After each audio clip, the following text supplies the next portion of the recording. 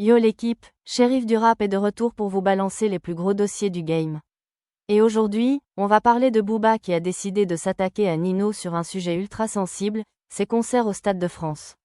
Alors qu'il est censé avoir rempli 2 stades de France en un temps record, voilà que des places réapparaissent en vente, et ça, Booba n'a pas laissé passer. Il a tout de suite allumé Nino sur Twitter, l'accusant de mentir sur ses ventes et sous-entendant même que certaines places ont été distribuées à des comités d'entreprise. Mais alors, qu'est-ce qui est vrai? Est-ce que Nino a vraiment triché ou est-ce juste une pratique courante dans l'industrie? Pourquoi Booba s'en prend toujours aux autres sur les chiffres et les ventes? On va tout analyser ensemble, alors restez bien jusqu'à la fin.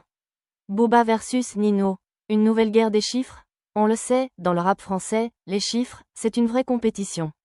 Chaque semaine, on entend parler de records battus, de certifications, de stades remplis en un temps record.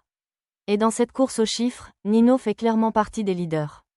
Il détient le record du Stade de France rempli le plus rapidement dans l'histoire du rap français.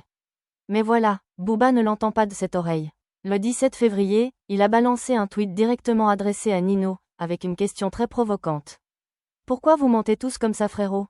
Explique-moi, à quoi ça sert? Et pour appuyer ses accusations, le duc a sorti des preuves. Des places qui réapparaissent en vente? Là où ça devient intéressant, c'est que les 2 dates de Nino au Stade de France avaient été annoncées sold out, avec une des dates remplies en moins de 2 heures. Un record incroyable. Mais alors pourquoi des places sont soudainement remises en vente? Selon Booba, ça voudrait dire que l'annonce du complet était bidon et que l'artiste aurait gonflé ses chiffres pour faire croire à un exploit.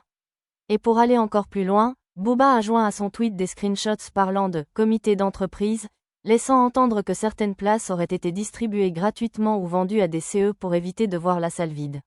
Une pratique courante dans l'industrie? Alors, est-ce que Nino a vraiment triché? La vérité, c'est que ce genre de pratique n'est pas nouveau dans l'industrie musicale.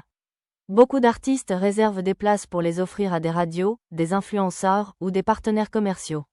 Et les comités d'entreprise qui achètent des places en gros pour les redistribuer à leurs employés, ça existe aussi depuis très longtemps, et pas que dans le rap.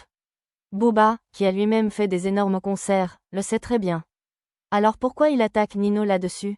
On le sait, Booba adore scruter les chiffres de ses concurrents et leur mettre la pression. Il l'a fait avec Gims, en sous-entendant qu'il trichait sur ses ventes.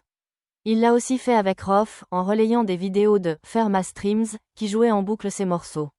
Et aujourd'hui, c'est Nino qui est dans son viseur. Alors, est-ce que Booba fait ça parce qu'il veut juste clasher pour clasher? Ou est-ce qu'il cherche à montrer qu'il est toujours là, qu'il contrôle le game, et qu'il ne laissera personne prendre sa place? Ce qui est sûr, c'est que Booba reste fidèle à lui-même, et quand il voit un rappeur trop bien réussir, il n'hésite pas à envoyer des missiles. Mais la vraie question, c'est vous. Est-ce que vous pensez que Nino a vraiment gonflé ses chiffres? Ou est-ce que Booba exagère juste pour entretenir la polémique? Dites-moi tout ça en commentaire. Ce qui est sûr, c'est que cette affaire va encore faire du bruit dans les prochains jours. Nino va-t-il répondre à Booba?